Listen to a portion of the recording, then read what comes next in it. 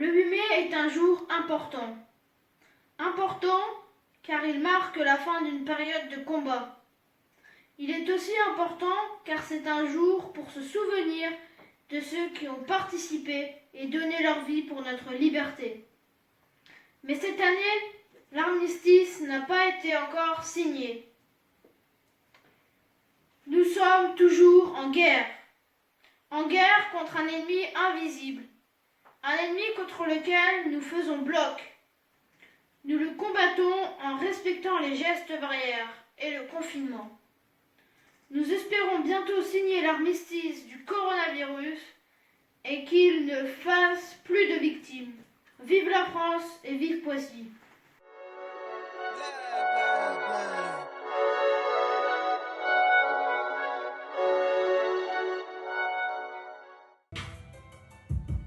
Le 8 mai, c'est férié, pas d'école, c'est trop de bol. Mais pourquoi il y a tout ça? Pour comprendre, faut apprendre. Les alliés ont gagné, les combats ont cessé. Combattants, résistants, la France est libérée. Plus jamais attaquée, enfin vivre en paix. Bonjour à tous, j'ai fait le conseil municipal Junior David et je vais vous expliquer ce que c'est que pour moi la Seconde Guerre mondiale et la résistance. Tout d'abord, en 1933, Hitler devint le chancelier de l'Allemagne et voulut que tous les pays du monde se fassent dominer par l'Allemagne. Il envahissa la Tchécoslovaquie, l'Autriche et dès qu'il attaqua la Pologne, la France et l'Angleterre lui ont déclaré la guerre. Du coup, en très peu de temps, l'Allemagne a réussi à dominer la France et le maréchal Pétain a signé un pacte d'armistice avec Hitler. Certains Français n'étaient pas d'accord. Du coup, Charles de Gaulle, depuis l'Angleterre, les a convoqués, les a formés pour faire des groupes de résistants. Jean Moulin les a unifiés et j'aimerais vous parler d'un groupe en général. C'est le groupe Manouchian. C'est un groupe qui a été créé par un poète arménien qui s'appelle Misak Manouchian, qui s'est fait fusiller en février 1944. Et malgré tout, les groupes ont continué à résister.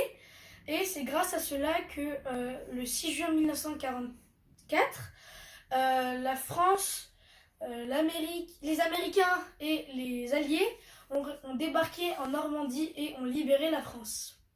Et le 8 mai 1945, l'Allemagne capitule. Bonjour, je m'appelle Faraz Saker, élève de CM1 à l'école Victor Hugo, membre du conseil municipal junior de Poissy. Je suis très honorée d'évoquer les résistants de la Seconde Guerre mondiale. Ces Français qui ont courageusement résisté contre l'occupation allemande et contre les nazis qui déportaient les juifs où ils mouraient par millions. Beaucoup de résistants qui menaient par exemple des missions d'espionnage ou qui protégeaient les juifs se font attraper, torturer et tuer. Pour encourager la France, le général de Gaulle affirme que la France libre existe toujours et que c'est la France des résistants. Si nous avons la chance aujourd'hui de vivre dans un pays libre, c'est grâce au courage et au sacrifice de la résistance. N'oublions jamais et continuons à résister contre toutes les formes d'injustice. Bonjour, sais-tu ce qui arrive bientôt? Le 8 mai. Mais qu'est-ce que c'est? Pour le comprendre, il faut revenir à la fin de la Première Guerre mondiale. Les pays gagnants de la guerre, à savoir la France, les États-Unis et le Royaume-Uni, ont infligé des taxes aux pays perdants, à savoir l'Allemagne. Peu de temps après, un monsieur pas très content nommé Hitler annonce que le chômage et la pauvreté en Allemagne est de la faute des pays gagnants. Et encore après, l'Allemagne attaque la Pologne. Et c'est suite à ça que le 3 septembre 1939, la France et le Royaume-Uni déclarent la guerre à l'Allemagne. Celle-ci avait fait des alliances avec deux pays, le Japon et l'Italie.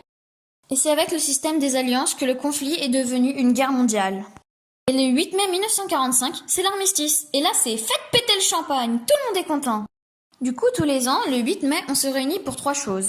La première, c'est pour honorer les plus de 50 millions de morts pendant cette guerre, leurs proches, les gens qui ont perdu une jambe, un bras, un œil, ou même les trois. La seconde, c'est parce que c'est comme les dinosaures, Jules César et Louis XIV, ça fait partie de l'histoire tout de même.